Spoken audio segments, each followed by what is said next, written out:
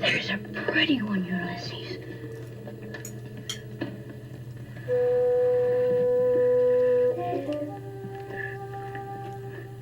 There it is. Hello, BookTube. I'm Sean Breeze Books. Welcome back to my channel, and here I am for a much anticipated author chat with Meredith Hambrock, a Saskatoon-based writer, formerly the writer in residence at the Saskatoon Public Library, and she's been on my channel a time or two before to talk about her first novel, which came out all the way back in 2022, called Other People's Secrets, which I have now read and loved, and so we're here to chat about it.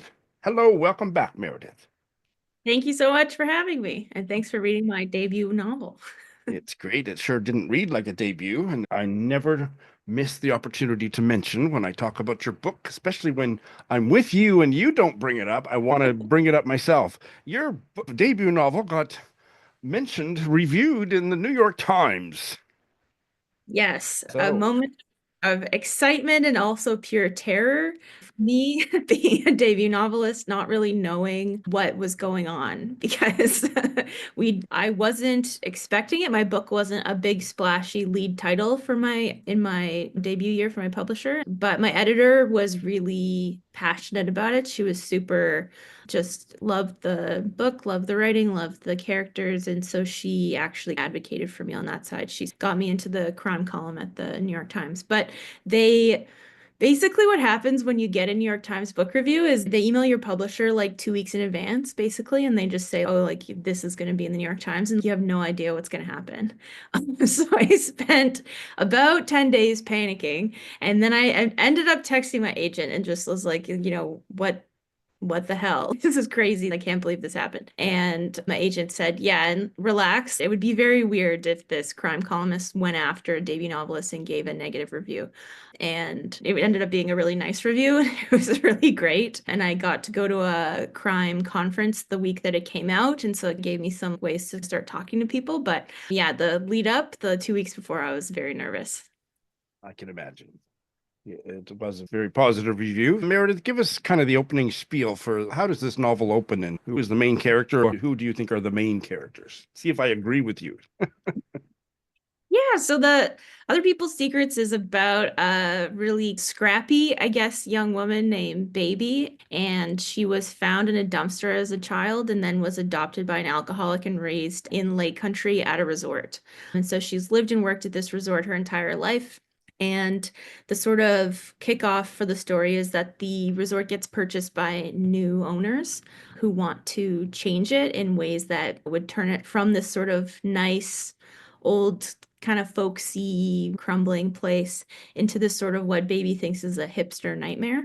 So she decides to team up with her pals, who are also these slack off resort employees, to try to find this sunken treasure they think can change their fate. And it ends up putting them on the wrong side of their small town drug kingpin is the basic pitch of it.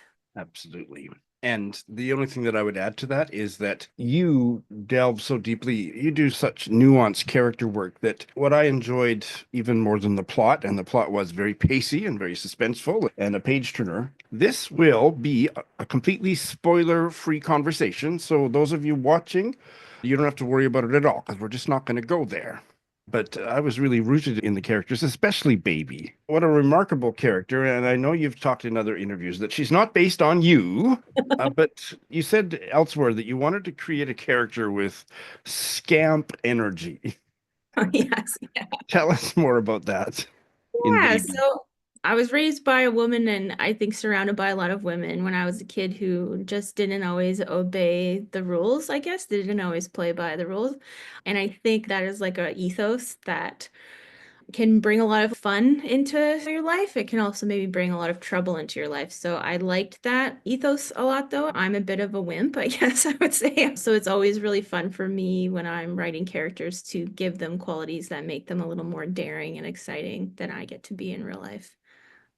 I think you're pretty exciting in real life. I happen to have some experience of hanging out with you. And Of all the genre labels, I don't really see this as a mystery. There's mysterious elements in it, and who cares about genre? But I always say if I like the book, it's automatically literary fiction, and it's very literary in terms of the character work, and the writing is wonderful. You have talked about thrillers, and I'm comfortable with using the word thrillers, a literary thriller. That's what I have been promoting it as. It's a literary thriller, and I'm not sure if this was based solely on reading thrillers. It might also have been watching thrillers in movie form or whatever, that you weren't necessarily pleased with how women came off in thrillers and wanted to address that with this novel. Can you say more about that? Yeah, certainly. I think that in a lot of sort of conventional thrillers that are published these days, there's a real relationship with kind of women who are in domestic situations. It's like a really huge subgenre. And I think Gone Girl is like an example of a really seminal book that played into that genre and also subverted it at the same time. But I think in the wake of Gone Girl, the thriller genre, my one critique of it might be that it has really stayed in that domestic space. And I find sometimes those characters can be really limiting for women. We're only giving space to like a certain kind of woman with a certain kind of dramatic stakes in her life and priorities, which are usually like family and children and all blah blah blah. And some really fantastic book in that kind of subgenre. But I think for me, I was just always drawn towards women of different ages and in different walks of life, different kind of economic conditions. And so that was what drew me to bringing this type of character into the crime genre, was to just try to give voice to a different type of woman. Another quote I found from one of your other interviews: my writing is always trying to make room for messy women in the world, for them to be allowed to be who they are without apology. Yeah, exactly. I think I wrote that maybe better than I could speak it. But when I look at the sorts of characters that I am drawn to, it's usually women who have some kind of ambition, whether it be a little ridiculous in Baby's case, or in my next book, a little more serious and driven. It's a drive that allows them to be something outside of who they are to other people, like who they are to kids or who they are to their husbands or whatever. It's them kind of standing on their own in their identities in the world. And that I think is what something that really compels me to write. And a sort of guiding sort of force, I think. It's good for, as a writer, to continue to ask yourself, why am I doing this? And I think that's my mission, for lack of a better phrase. That is awesome. I think a way into tantalizing the viewers more about Baby is to situate her. This is a crumbling lakeside resort. Let's move right into where most of the action happens. A dive bar called the Bloody Parrot. Tell us more about the Bloody Parrot and Baby's, what she's doing there. Yeah, so Baby is this kind of, she's been at summer camp too long. Like she's been working at this resort. She's almost 30, or maybe she's 30 now. I can't remember exactly how old she is, but she's pushing 30. Her adoptive mother has just died, and she's developed this relationship with this lakeside resort where she works at this bar every summer, kind of parties a lot, is very responsible, yucks it up with the city folk who come into town for the summer. She has this like kind of crappy boyfriend who's like a rich guy who comes to the lake every summer. She's living this kind of resort life, and then she's on unemployment the rest of the year. Her life is small and eroding beneath her feet, and she's being forced to grow up, I guess, in a spectacular way, is how my agent pitched it. Is she's being put in this situation where she can't keep doing what she's been doing. She's going to have to change because her home is being threatened and her community is being threatened. And so she's figuring out who she is now that she has to grow up. And there's an edginess there. And it's so obvious to me how much you loved her, because I loved her really from the first chapter, and was worried for her. There's a early scene with her and her kind of on again, off again situation ship friend, um, Peter. And by the end of that scene, I was thinking, oh my God, you need someone to take care of you, baby. Oh, this could go so wrong. And I felt she was always going right up to the edge, and she would, how do I put this? Without getting into spoilers, she takes certain actions, maybe in about the middle of the novel, that kind of blow up, and that might be literally blow up. And her friends are really disappointed in her, but yet she doesn't lose their affection. And that was that's why I thought she was such a, what's the word I'm looking for? Like, she carried the novel because there were these excesses, but there was a core of something that people saw in her that it all held together.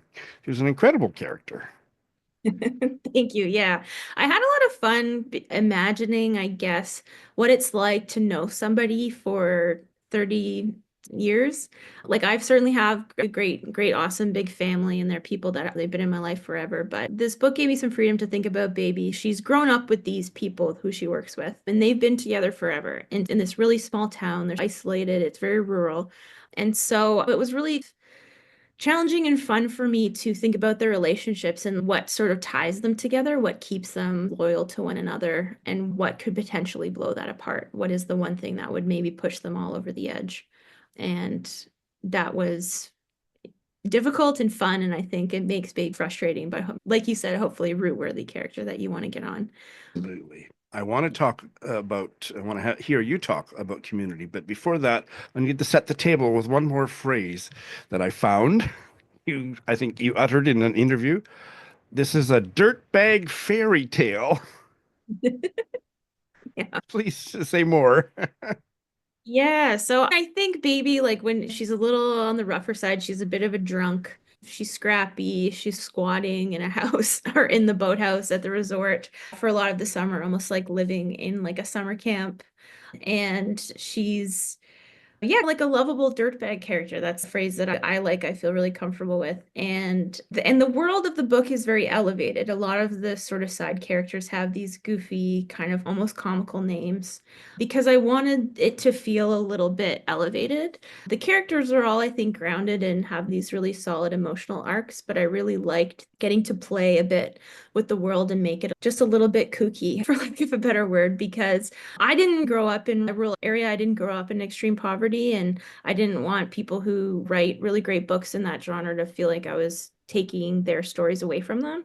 And one way I think that you can do that as a writer is sometimes to like always be respectful of what you're writing about, but also lean into your own voice and your own kind of aesthetic and try not to misrepresent stuff. But yeah, that made it a lot of fun for me to imagine it as a sort of dirtbag fairy tale. And she has a horrible prince situationship in her city boy relationship, which gives it, there's a kind of a winking acknowledgement to it's like a gender swapped Dirty Dancing is how I also see it sometimes. Oh, that's a good description. Absolutely. Community is really an important theme here. When I think of community in connection with this novel, there's that group of friends, and maybe a little bit offside, but still part of her community. An important person is her situation friend, Peter. But community is really at the core of this. And you said that you edited this book during COVID, and that kind of influenced how important that became to the story. Can you say more about that? Yeah, absolutely. I think COVID was a time, especially at the height of the pandemic, when we were really being forced to think about what we owe each other. How can we live in community with other people? How can we connect with one another? How can we look after each other? And that definitely was amplified in the book.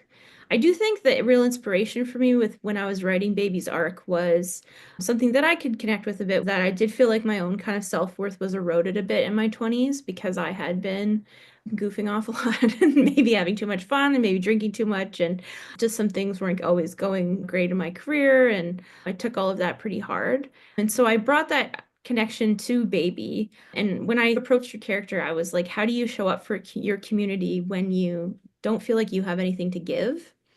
And that is the starting point I had with her, whereas she has this sort of heightened backstory of being a dumpster baby, which I know is like kind of ridiculous setup and maybe a little too dark for some people, especially with maybe how I handled it. But at the same time, I think the guiding question for me for her was, if you came from literal trash, right? How do you learn to feel like you can show up for other people and be worthy of other people and be worthy of love and be worthy of your own self-love? And how can you actually help your community? How can you grow in that sort of feeling? So that was always the kind of question that kind of guided her character. And I think that the arc resonated for a lot of folks, maybe not some people, but yeah, I really like how she grows up, for lack of a better word. Absolutely. And you really put me through my paces to get to the ending. And it was very dramatic, thrillery, and all kinds of violence here and there, and scary. And I was afraid to turn the page in a few places. And then what an incredibly moving ending, which we're not going to talk about, characterize in any way, but that's what put me over the edge, that this was absolutely a five-star read. Well, Very thank you moving. so much. Yeah, I think that my editor has a really literary sensibility for this book. Her name's Sarah J. Henry, and she's also a novelist. And I think she really fought for this specific ending and for it to end in this moment. And I think for readers who really like literary fiction, they oftentimes really love the ending. But for the sort of like traditional thriller reader, sometimes I think because it's maybe spoilers, a little open-ended with a few of the plot elements, they aren't always totally thrilled by it. But I really stand by it. I did what I wanted to do with the book. I won't say anything else, but Well, it sure worked for me. Two things: that we are actually talking about a thriller in many ways, and it's very plotty. There's a lot that's going on, and this interview is skewed because I care so much about character, and you've done such a marvelous job with the character work. But it's time to mention a few things from the plot, and one is there's some sunken treasure, and we're not going to give anything away, but tell us about this sunken treasure.